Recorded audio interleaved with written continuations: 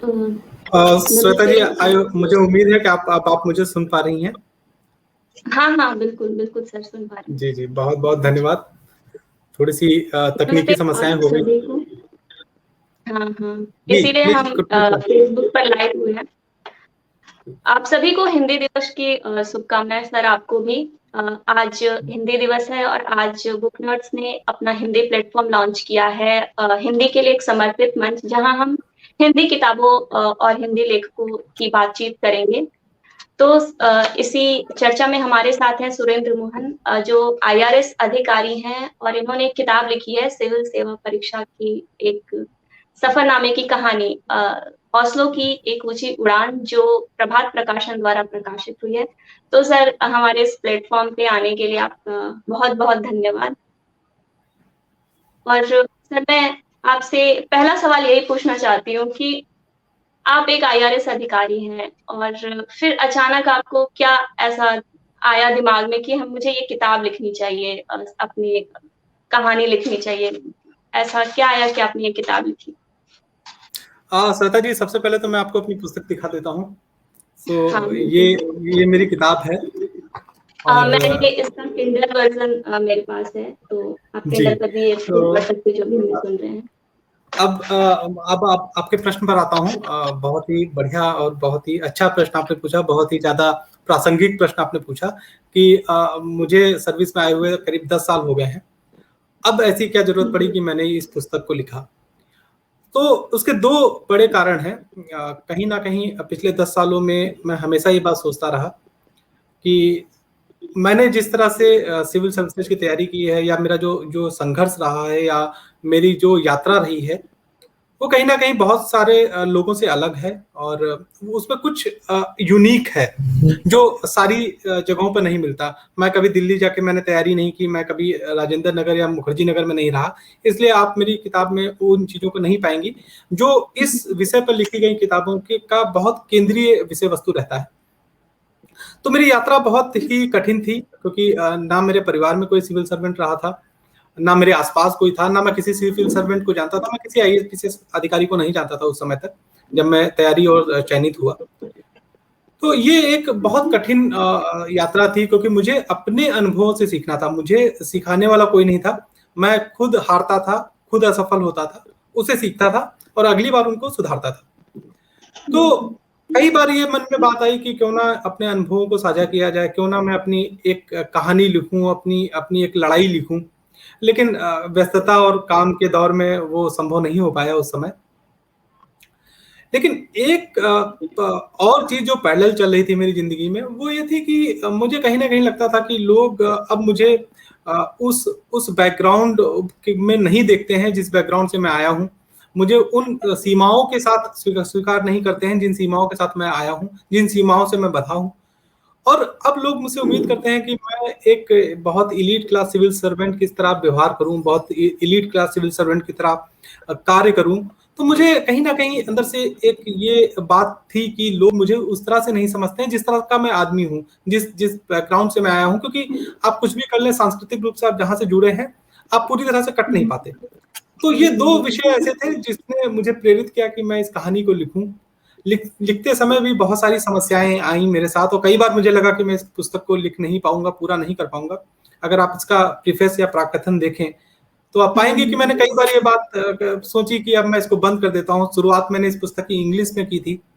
उसके हुँ, हुँ, बाद हुँ। मुझे लगा कि नहीं, मैं इंग्लिश में अगर इसको लिखूँगा तो मैं वो भावनाएँ नहीं दे पाऊँगा, जो मुझे बिल्कुल। देनी चाहिए इस चीज़ को। इसलिए फिर मैंने इसको हिंदी में लिखा, और अपनी यात्रा के 10 साल पूरे होने के बाद मैंने इस किताब को लिखा। सर जैसा आपने कहा कि लोग जब आप एक सिविल सर्वेंट बन चुके हैं, तो लोग आपसे ये उम्मीद करते हैं कि आप एक एलीट क्लास सिविल सर्वेंट की तरह बिहेव करें। लोग मतलब आपकी जो जड़ें थी, उसके बारे में लोग ज़्यादा जानना नहीं चाहते। तो आपकी किताब में मैंने एक लाइन पढ़ी थी, मैं उससे इस चीज़ को रिलेट कर पाती हूँ कि लोग तो ऐसे असफल जो व्यक्ति होता है, उसकी तो सुध नहीं लेते, लेकिन सफल व्यक्ति को भी जिंदा नहीं छोड़ते हैं, क्योंकि उनकी उम्मीदें कुछ ज़्यादा ही हावी हो जाती हैं। तो ये कहानी जो है मोहन की कहानी है, जो एक ग्रामीण परिवेश से जिसकी आर्थिक स्थिति ठीक नहीं और वो एक संघर्ष करता है अपने सपनों को पाने के लिए। तो मैं आपसे पूछना चाहती हूँ कि कितना यथार्थ और कितनी कल्पना है? क्या ये आपकी कहानी है? बिल्कुल मैडम, ये मेरी ही कहानी है और मोहन का कैरेक्टर बिल्कुल मेरा कैरेक्टर है और मैंने अपनी ही कहानी लिखी है इसमें। और हर लेखक मैं मानता हूँ कि कहीं ना कहीं अपने या अपने आसपास की कहानी लिखता है, लेकिन ये पूरी तरह से मेरी कहानी है। हालांकि चूंकि ये एक पुस्तक थी और जीवन और पुस्तक में थोड़ा अंतर होता है, इसलिए मैंने कुछ चीजें इसमें ऐसी मिलाई हैं जो मेरे अनुभव ना होकर मेरे दोस्तों के या मित्रों के अनुभव थे, ताकि इस किताब को जितना संभव हो एक पूर्ण किया जा सके। तो निश्चित रूप से 80-85% ये मेरी ही कहानी है। 15% मेरे मित्रों के जो है अनुभव, या मैंने अपने मित्रों के साथ जो समय गुजारा, या मैंने उनकी जिंदगी से जो सीखा, या उन्होंने उनकी जिंदगी जिस तरह की थी और जो मेरी जिंदगी से अलग थी, उन चीजों को भी मैंने इस किताब में जोड़ा है। लेकिन हाँ, मुख्य रूप से ये मेरी अपनी कहानी है। बिल्कुल। सर, मैं आपसे ये सवाल पूछ रही हूँ कि ये जो आपकी कहानी है, जो किताब की कहानी है, वो 2000 के शुरुआती दिनों की कहानी है। जब इंटरनेट भारत में नया-नया आया था, जब हम तकनीक नया-नया सीख रहे थे, जान रहे थे। तो वो दौर और आज का दौर, तो आपको कितना अंतर लगता है कि आज के दौर में जो भी प्रतिभागी इस परीक्षा की तैयारी करते हैं, उन्हें कितनी सुविधा मिल जाती है आसानी से, जो उस समय आप लोगों को नहीं मिली थी? मेरा ये सवाल है। आप किस तरह से मैडम देखते हैं इस बिल्कुल, अंतर को? बिल्कुल निश्चित रूप से आपने बिल्कुल सही बात कही है, क्योंकि ये इस कहानी की जो मैंने शुरुआत की है वो करीब 2001-2 के आसपास से शुरुआत है।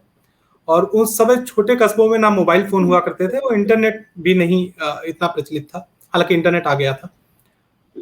आपने तो उस पीसीओ का दौर जिक्र में, किया है, मतलब जी, इस किताब में माफ कीजिएगा पीसीओ का मैडम। जी, जी तो पीसीओ देखा है तो अपनी मैं सोच में मैं उस समय एक पीसीओ में ऑपरेटरशिप किया करता था। और मेरा जो पीसीओ हुआ करता था वो किसी और का हुआ करता था, मैं केवल एक ऑपरेटर हुआ करता था। मेरे पीसीओ के बिल्कुल सामने एक होटल था, और जो शहर के बस अड्डे के बिल्कुल पास में था। तो वहां पर उस समय रिलायंस के कुछ लोग आके ठहरे हुए थे, जो उस होटल में ठहरे हुए थे, और वो रिलायंस की मोबाइल लाइंस उस शहर में बिछाने की कोशिश कर रहे थे, उसमें लगे हुए थे। तो उन्होंने वो एक बार मेरे पास आए तो उन्होंने मुझसे पूछा कि ई की आपने क्या किया है। तो मैंने अपना जब एजुकेशन क्वालिफिकेशन उनको बताई, तो उन्होंने कहा कि आप मुझे ई की पावर ओ का इंटीग्रेशन बताइए। तो मैंने कहा ई की अच्छा। पावर ओ का इंटीग्रेशन ई की पावर ओ ही होता है। तो उन्होंने मुझसे पूछा, तुम यहाँ इस पीसीओ में क्या कर रहे हो, तुमको पढ़ाई करनी चाहिए। तो मैं थोड़ा सा मुस्कुराया, मैंने कहा हाँ, आप बात सही कह रहे हैं, मैं पढ़ाई करूंगा। उस दौर में एक बहुत संक्रमण काल था, क्योंकि आज अगर मुझे सिविल सर्विसेज के बारे में जानना हो तो मैं यूट्यूब पर चला जाऊंगा, मैं गूगल पर चला जाऊंगा। हाँ, तब हम बिल्कुल। लोगों ने ना गूगल के तमाम बारे में सुना संसाधन था, है हमारे पास। ना यूट्यूब था, हुँ, और ना ही इन सब चीजों के साथ ही ना ही कोई बताने वाला था। तो आज जो चीजें बड़ी आसानी बिल्कुल। से आपको मिल सकती हैं, आप यूट्यूब और गूगल पर जाके कोई भी क्वेश्चन, करोड़ों क्वेश्चन डेली पूछे जाते हैं आपके गूगल पर। लेकिन उस समय आपको जानकारी अगर चाहिए थी तो आपको कोई व्यक्ति की जरूरत थी। और मेरे छोटे से शहर में, जिस शहर से मैं आया हूँ, वहां पर उस समय कोई साइबर कैफे भी नहीं था। तो बहुत मुश्किल दौर था वो, क्योंकि आपको जानकारी के लिए आपको व्यक्ति की जरूरत होती थी। आज जानकारी के लिए आपको व्यक्ति की जरूरत नहीं है। आज जानकारी की क्रांति हो गई है, सूचना क्रांति के दौर में हम लोग रह रहे हैं। लेकिन उस समय सूचना बहुत लोगों के पास संक्रमित होती थी, बहुत ज्यादा केंद्रित होती थी। तो जिसके पास वो सूचना है, उससे आपको मिलना पड़ेगा, आपको सही जानकारी लेनी पड़ेगी, और आपको ये पता नहीं होगा कि वो सही जानकारी जो वो दे रहे हैं वो सही है कि नहीं। जो आज के दौर में बात ठीक नहीं बैठती है। आज आपने एक वीडियो देखा यूट्यूब पर, दूसरा देख लिया, गूगल पर सर्च करके एक वेबसाइट देख ली, दूसरी देख ली, तो आपको मोटा मोटा पता चल जाता है कि क्या बात सच है, क्या क्या गलत है।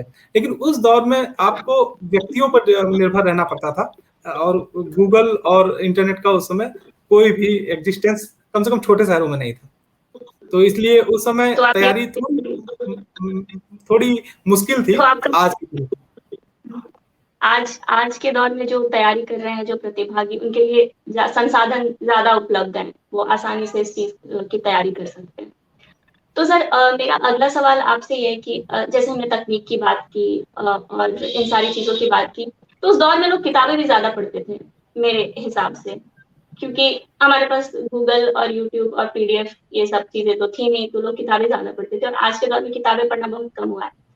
तो खास करके हिंदी की किताबें, क्योंकि आज हिंदी दिवस है, तो ये सवाल प्रासंगिक है कि किस तरीके से हम हिंदी किताबों से पाठकों को जोड़ सकते हैं। आपने भी किताब हिंदी में लिखी है, तो कितना मुश्किल है अपनी किताब को पाठकों तक पहुंचाना, हिंदी लेखक के तौर पे, अगर मैं आपसे ये सवाल पूछूं? मैडम, मेरा व्यक्तिगत रूप से मानना है कि आज के दौर में तो ये काफ़ी आसान हो गया है कि हम अगर कोई पुस्तक लिखते हैं, हम कोई कहानी लिखते हैं, तो हम उसको पाठकों तक सीधे पहुंचा सकते हैं। हमारे पास बहुत सारे सोशल मीडिया के साधन हैं आजकल, और आपका प्लेटफॉर्म है जो इंग्लिश में पहले था, आज से हिंदी में आया है। तो ऐसे प्लेटफॉर्म्स काफ़ी आ गए हैं, और आप जैसे प्लेटफॉर्म जो नए नए लेखकों को इतना ज़्यादा मोटिवेट करते हैं कि वो आएं और आपके साथ मंच साझा करें। तो आज के दौर में किताबों को प्रमोट करना, किताबों को की जानकारी लोगों को देना काफ़ी आसान हो गया है। लेकिन जो पहले के दौर में ये थोड़ा-सा मुश्किल था। लेकिन अब समस्या दूसरी है। अब कोई भी आदमी किताब पढ़ना नहीं चाहता है। वो गूगल पर जाके पीडीएफ खोल लेते हैं, वो टेलीग्राम पर पीडीएफ खोल लेते हैं। वो उनसे अगर आप किताब के बारे में पूछे तो वो कहेंगे पीडीएफ है क्या? मुझसे कई लोगों ने कहा कि आप अपनी किताब का पीडीएफ मुझे भेज सकते हैं? मैंने कहा कि पीडीएफ तो मेरे पास अभी अवेलेबल नहीं है, और अगर जैसे होता मैं आपको दूँगा। लेकिन लोग, कागज में जो खुशबू आती है जब आप किसी किताब को खोलते हैं, और उस किताब को खोल के जब आप उसको पढ़ते हैं, तो उससे जो खुशबू आती है कागज की, उस चीज का मुकाबला पीडीएफ और गूगल और ऐसे कोई भी साधन नहीं कर सकते। जो बात आपको, जो आप उस किताब को पढ़ते किंडल हुए भी नहीं कर सकता, मुझे भी जी मैं बोल बिल्कुल। रही हूँ कि ये नहीं कर सकता, जो मतलब जो किताबें, जो हमारा पेपर बैक या हार्ड कवर पढ़ने में जो खुशी मिलती है, या जो अपनापन सा लगता है उस किताब को पढ़ने में। बिल्कुल, जब आप किसी किताब को पढ़ते हैं तो आप किताब के अंदर जाते हैं, और किताब को पढ़ते समय आपके दिमाग में बिंब बनते हैं। आपको लगता है कि अगर लेखक ने बताया है कि वातावरण इस तरह का था, ठंड थी, और उस ठंड में मैं ठिठुर रहा था या पात्र ठिठुर रहा था, तो आप उस चीज को महसूस कर पाते हैं। आप अप्रैल मई की इस गर्मी में भी हैं, लेकिन आप उस ठंड को महसूस कर पाते हैं। लेकिन जब आप कंप्यूटर, लैपटॉप या मोबाइल पर उन चीजों को पढ़ते हैं, तो मेरा ये मानना है कि आप उन चीजों को उस तरह से महसूस नहीं कर पाते, क्योंकि पुस्तकें आपके जो आपका इवोल्यूशन प्रोसेस है आदमी का, उसका पार्ट रही हैं। क्योंकि हम कम से कम कई सौ सालों से किताबें पढ़ रहे हैं, हमारे पूर्वज पढ़ रहे हैं, तो कहीं ना कहीं हमारे जेनेटिक्स का पार्ट है। हम आज भी अगर ऑफिस में कोई मुझसे कहता है कि मैंने आपको ईमेल भेज दिया है, पीडीएफ फाइल अटैच कर दी, तो मैं उससे कहता हूँ कि आप प्रिंट आउट ले आइए, तब मैं पढ़ लेता हूँ, क्योंकि मुझे पता है कि वो वहां पर पढ़ने में, ईमेल में पढ़ने में, स्क्रीन में पढ़ने में उतना मजा नहीं आएगा, और उसको समझना भी थोड़ा सा मुश्किल होगा। क्योंकि जो एक स्ट्रेस लेवल और जो रेज आपकी आंखों में आती हैं, जो स्ट्रेस लेवल आपको स्क्रीन देता है, उनसे किताबें बिल्कुल दूर हैं। आपको किताबों को पढ़ के उनकी महक जो आती है, उसका एक अपना अलग आनंद है। इसलिए मैं अभी मानता हूँ कि भले सूचना प्रौद्योगिकी के दौर में किताबें लोगों ने पढ़नी कम कर दी हैं, हार्ड पेपर बाउंड किताबें, लेकिन उनका कोई मुकाबला नहीं है, और उनका कोई अल्टरनेट नहीं हो सकता। सर, हमारे पास एक सवाल है कि जैसे आपने कहा कि किताबें पढ़नी चाहिए, तो आपकी पसंदीदा किताबें कौन-सी हैं? आप किस तरह की किताबें पढ़ते हैं? मैडम, मैं आपके मंच पर क्षमा चाहूँगा ये कहने के लिए कि मैं अधिकांशतः अंग्रेजी की किताबें पढ़ता था। मैंने अभी तक जो पढ़ी हैं वो अंग्रेजी की किताबें ही पढ़ी हैं। अगर आप मेरी पसंदीदा किताब पूछें तो मुझे सेपियंस बहुत पसंद है, जो युval नोआ हरारी ने लिखी है। सेपियंस हाँ मुझे जी। बहुत अच्छी लगी। और अगर आप मोटिवेशन और सेल्फ हेल्प की बात करें, तो मुझे आर्ट ऑफ हैप्पीनेस, जो दलाई लामा और मिस्टर कटलर ने मिलकर लिखी है, वो किताब भी मुझे बहुत पसंद है, उसको भी मैंने पढ़ा है। अगर आप हिंदी की किताबों की बात करें, तो मुझे निर्मल वर्मा की कहानियां बहुत पसंद है। तो निर्मल वर्मा की सर, कहानियां मेरे भी पसंदीदा लेखक है निर्मल वर्मा। जी, तो निर्मल ये वर्मा तो की बहुत कहानियों अच्छी को बात मैं है। बहुत मन से पढ़ता हूँ, और और मैं बड़े नॉवेल की जगह पर मैं कहानियों को ज्यादा प्रेफर करता हूँ, क्योंकि कहानियां छोटी होती हैं और आपको, आपके मन में बहुत जल्दी समाहित हो जाती है। तो मैंने कई कहानियों की किताबें हिंदी में पढ़ी हैं। एक दुनिया समानांतर पढ़ी है, और रविंद्र कालिया द्वारा संपादित 9 लंबी कहानियां पढ़ी है। मैंने उपन्यास भी बहुत सारे जितने पॉपुलर हैं पढ़े हैं। मैंने प्रेमचंद को पढ़ा है, मैंने गोदान पढ़ा है, मैंने महाभोज पढ़ा है, मैंने मैला आंचल पढ़ा है। तो मैंने बहुत सारे हिंदी में भी पढ़े हैं। लेकिन इधर कुछ दिनों में पिछले कुछ सालों में 8-10 सालों में मैं मूलतः अंग्रेजी पढ़ता रहा, लेकिन अब मैंने फिर से अपना डायरेक्शन शिफ्ट किया है और मैंने आज ही एक किताब खरीदी है निर्मल वर्मा की, तो अब मैं फिर से हिंदी पढ़ने पर वापस आ गया हूँ। बहुत सर, ये बहुत अच्छी बात है कि आपने इतनी सारी किताबें हमारे पाठकों को सुझा दी कि जो लोग भी हमें सुन रहे हैं, सर ने इतनी अच्छी-अच्छी किताबें बताई हैं, आप बिल्कुल पढ़ें हिंदी की किताबों को। सर जैसे कि आपने ये किताब हिंदी में ये किताब लिखी, तो आप एक बार अपना ये जो भी जो प्रोसेस रहा किताब लिखने से लेकर पब्लिशर तक जाने का, उसे प्रकाशित करवाने का, एक बार बताएँ ताकि जो लोग नए लेखक हैं, जो उनसे जुड़े हैं, उन्हें भी ये पता चले कि ये किस तरीके का प्रोसेस होता है। कितना मुश्किल हुआ, किन तरह की मुश्किलों का सामना करना पड़ा? मैडम मैंने किताब लिखनी शुरू की दिसंबर 2020 में और मुझे नहीं पता कि ये कोई सोची समझी मार्केटिंग स्ट्रेटजी तो नहीं थी, लेकिन मैंने उसी समय से फेसबुक पर कहानियाँ साझा करना शुरू कर दिया था। मैं सुबह उठता था तो कहानी सोचता था कि क्योंकि 10 साल हो गए थे, तो मुझे भी अपने जीवन में पीछे जाना था। तो मैंने उन मुख्य इवेंट्स को देखा जहाँ से मैं कहानी उठा सकता था अपने जीवन से। मैं उस पर फेसबुक पे सुबह लिखता था, इसमें काफ़ी गलतियाँ रहती थी क्योंकि आप हिंदी में टाइप करना बहुत मुश्किल काम है। मैं कई सारे कोट्स सोचता था जो मैं उनमें डालूँगा और उन कोट्स को भी मैं फेसबुक पे शेयर करता था। तो दिसंबर से मैंने इसको लिखना शुरू किया और जब मेरी किताब करीब 50-60 पेजेज़ की हो गई, तो मैंने सोचा कि अब मैं इसको पब्लिश करने के बारे में सोचता हूँ क्योंकि मैंने भी किताब पूरी नहीं की है। मैंने इंटरनेट से सारे पब्लिशर के ईमेल आईडीज़ निकाले और उनकी रिक्वायरमेंट देखी, तो ज़्यादातर लोगों का कहना था कि आप 40 से 50 पेज हमको भेज दें और एक ब्रीफ समरी बना के भेज दें। 40 से 50 पेज मेरे हो चुके थे और ब्रीफ समरी मैंने उसको बनाई और मैंने 4 से 5 पब्लिशर को ईमेल कर दिया। और मुझे लगता है कि 1 हफ्ते के अंदर ही मुझे प्रभात प्रकाशन के पीयूष जी का ईमेल वापस आ गया कि हम आपकी किताब को छापेंगे और मैं प्रभात प्रकाशन के पीयूष जी का बहुत-बहुत धन्यवाद देता हूँ कि उन्होंने इतना जल्दी रिस्पॉन्स दिया मुझे और उसके बाद मैंने उनसे कहा कि सर मेरी किताब तो अभी पूरी है नहीं, तो मुझे मार्च तक का टाइम चाहिए और ये बात करीब जनवरी-फरवरी की। उन्होंने कहा बिल्कुल आप अपना टाइम ले लीजिए। फिर मैंने किताब को 31 मार्च को खत्म करके उन्हें फाइनल ईमेल किया और उसके बाद कोरोना की वजह से किताब का प्रकाशन थोड़ा-सा डिले हो गया, थोड़ा-सा देरी हो गई उसमें और अब किताब आज ही मुझे पीयूष जी का फ़ोन आया तो उन्होंने मुझे बताया कि सर किताब छप के आ गई हैं और हमें बहुत सारे प्री ऑर्डर मिल चुके हैं, तो हम उनकी डिलीवरी शुरू कर रहे हैं। आप मुझे अपना एड्रेस दे दीजिए, तो मैं आपको भी किताबें भेज देता हूँ, लेखक की कॉपियाँ। तो मैंने आज उनको अपना एड्रेस दिया है और उम्मीद करता हूँ कि कल से किताब की डिलीवरी शुरू हो जाएगी। बहुत-बहुत शुभकामनाएँ सर। मैं उम्मीद करती हूँ कि आपकी ये किताबें पाठकों तक पहुँचे, अधिक से अधिक पाठकों तक पहुँचे और एक मील का पत्थर साबित हो इस अ अ, मील का पत्थर साबित हो हिंदी भाषा की किताबों में। सर मेरा एक और सवाल ये है कि जैसे आज हिंदी दिवस भी है तो और आपने भी सिविल सर्विसेज़ परीक्षा की तैयारी की जो सबसे ज़्यादा प्रतिष्ठित प्रतियोगी परीक्षा मानी जाती है भारत में, जो और सबसे ज़्यादा जो प्रतिभागी होते हैं वो उत्तर प्रदेश और बिहार के ही होते हैं। सर मेरा ये सवाल है कि हिंदी माध्यम से कितने बच्चे जाते हैं और उसकी सफलता का अनुपात क्या होता है? अगर आप बता पाएँ कि हिंदी माध्यम से सफलता का अनुपात कि लोग हिंदी माध्यम से भी अधिक से अधिक उस परीक्षा में बैठ सकें। मेरा ये मैडम जहाँ तक मैं इस परीक्षा को समझता हूँ, चूँकि मैंने इस परीक्षा का भी एक संक्रमण दौर देखा है और मेरे जीवन में कि ये बहुत बड़ी मतलब विडंबना रही है कि मैंने बहुत सारी चीज़ों का संक्रमण काल देखा है। मोबाइल नॉर्मल टेलीफ़ोन से मोबाइल का संक्रमण देखा है, यूपीएससी का भी संक्रमण देखा है। मैंने जो परीक्षाएँ दी वो 8, 9, 10 के आस-पास के सालों में दी। उस समय का पैटर्न थोड़ा-सा अलग था और उस समय हिंदी भाषा के या हिंदी माध्यम के उम्मीदवारों का अच्छा खासा प्रतिशत होता था चयनित होने में।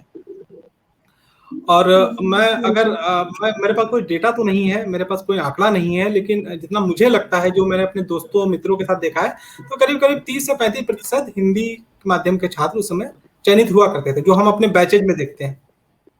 लेकिन 2011 के बाद से और विशेषतः 2013 के बाद से तो हिंदी माध्यम के अभ्यर्थियों का जितना मैं अब आज के उम्मीदवारों से चर्चा करता हूँ, जितना वो मुझे अपनी समस्याएं बताते हैं, थोड़ा-सा उनको उनके चयन को लेकर समस्या आई है। हिंदी माध्यम के लिए अब चयन थोड़ा-सा मुश्किल हो गया है और शायद उसकी सबसे बड़ी वजह जो प्रारंभिक परीक्षा में आने वाला सीसेट का पेपर है, जिसमें अंग्रेजी और गणित और रीजनिंग वगैरह सब कुछ पूछा जाता है, जो शायद वहाँ पर बीए करने वाले हिंदी माध्यम के बच्चे जो होते हैं वो उतना कॉम्पीट नहीं कर पाते, क्योंकि वहाँ पर एक एप्टीट्यूड की जरूरत होती है। और बीए करने वालों की समस्या क्या ये होती है कि वो निबंधात्मक उत्तर लिखने के में बहुत ज्यादा अच्छे होते हैं, लेकिन जब बात वैकल्पिक विकल्प चुनने की आती है तो थोड़ा सा उनको समस्याएं होती हैं। और जो साइंटिफिक टेम्पर एग्जाम पैटर्न का अब है, उसमें आपको जो है बहुविकल्प प्रश्नों में बहुत अच्छा होने की जरूरत है, इसलिए कहीं ना कहीं प्रतिशत निश्चित रूप से घटा है। लेकिन सरकार ने बहुत सारी छूट भी दी है हिंदी माध्यम वालों को, सीसेट को सरकार ने क्वालिफाई कर लिया है। तो मैं उम्मीद करता हूं कि अब जो एक पैटर्न थोड़ा सा सेटल हुआ है, जो अब थोड़ा स्थायी हुआ है, उसमें हिंदी माध्यम वाले छात्रों का प्रतिशत अंतिम चयन में फिर से बढ़ेगा, ऐसा मैं मानता हूँ। हालांकि हिंदी माध्यम वालों के लिए साथ थोड़ी सी और समस्या भी रहती है कि अच्छी पुस्तकें, अच्छे नोट्स और अच्छा कंटेंट उनके लिए उपलब्ध नहीं है। जो अच्छे समाचार पत्र द हिंदू, इंडियन एक्सप्रेस माने जाते हैं, वो अंग्रेजी में आते हैं, तो वहां पर भी हिंदी माध्यम वालों को दिक्कत होती है। और ये बात मैं पूरे दावे के साथ कह सकता हूं, और मैं पूरी जिम्मेदारी के साथ कह रहा हूं कि अंग्रेजी माध्यम से अगर हम अगर उसको कंपेयर करें तो हिंदी माध्यम वालों को 1.5 गुना मेहनत करनी पड़ती है, क्योंकि उनको कंटेंट भी डेवलप करना पड़ता है, उनको समाचार पत्र पढ़ के उनका अनुवाद भी करना पड़ता है, उनको बहुत सारी समस्याएं होती है। इंग्लिश लिखना आसान होता है, आप कम समय में ज्यादा शब्द लिख सकते हैं। हिंदी एक भाषा इस तरह की है कि उसको लिखने के लिए आपको थोड़े समय की जरूरत पड़ती है। इन सब चीजों से हिंदी माध्यम वाले छात्रों के लिए थोड़ी सी समस्या जरूर है, लेकिन ये इतनी बड़ी समस्या नहीं है कि जिसको हम पार ना कर सकें, इतनी बड़ी बाधा नहीं है। बिल्कुल सर, मैं जो भी हमें सुन रहे हैं, जो भी किसी भी प्रतियोगी परीक्षा की तैयारी कर रहे हैं या फिर सिविल सर्विसेज की तैयारी कर रहे हैं, मैं आप सभी को सर की किताब हौसलों की एक ऊंची उड़ान जरूर रेकमेंड करना चाहूंगी। बिल्कुल पढ़िए, और क्योंकि ये किताब एक इंसान के संघर्ष की है, उसकी सफलता, उसकी असफलता, इन सब का एक दस्तावेज है यह किताब, तो बिल्कुल पढ़िए यह किताब। सर, अब हम इस सेशन को के अंत की ओर बढ़ रहे हैं, तो मैं आपसे चाहती हूँ कि आप हमारे जो हमें सुन रहे हैं, जो हमारे बुक नोट्स के पाठक हैं, उनके लिए आप कुछ शुभकामनाएं दें हमारे इस नए प्लेटफॉर्म को लेकर, कि लोग अधिक से अधिक किताबों से जुड़े। मैडम एक बार अपना प्रश्न दोहरा दीजिए, थोड़ा सा अंतिम भाग में नहीं सकता। हाँ जी सर, मैं बोल रही हूँ कि सर हमें जो सुन रहे हैं, जो हमारे पाठक हैं, दर्शक हैं, उनके लिए आप क्या कहना चाहेंगे? मैडम मैं पाठकों के लिए यही कहना चाहता हूँ कि मेरी किताब की एक कोट भी है कि मनुष्य में अगर उसके सपने मर जाते हैं, अगर एक आदमी के अंदर के सपने मर जाते हैं तो वो इंसान मर जाता है। तो आपको अपने सपनों को जिंदा रखना है, और सपनों को जिंदा रखते हुए आपको आगे बढ़ना है। उन सपनों को पूरा करने के लिए आपको आगे बढ़ना है, क्योंकि अगर आप में सपने खत्म हो गए तो फिर आपके लिए जिंदगी खत्म हो गई है। तो अपने आप को मोटिवेटेड रखिए, और जो आपने सोचा है, आपने जो भी लक्ष्य साधा है, उसके पीछे जी जान से आप लग जाइए। आप कोई भी ऐसा पत्थर मत छोड़िए जिसके नीचे आपका लक्ष्य हो सकता है। सारे पत्थरों को उल्टा करके देख लीजिए, और बहुत सारे लोग लक्ष्य बनाते हैं लेकिन उन तक पहुंच नहीं पाते, क्योंकि वो लक्ष्य बनाना तो बहुत आसान है, उन तक पहुंचना बड़ा मुश्किल है। तो मैं सभी लोगों को यही कहना चाहता हूं कि अगर आपने कोई लक्ष्य साधा है तो आप उसको पूरे यत्न के साथ उसकी ओर बढ़ें, उसको पाने का प्रयास करें।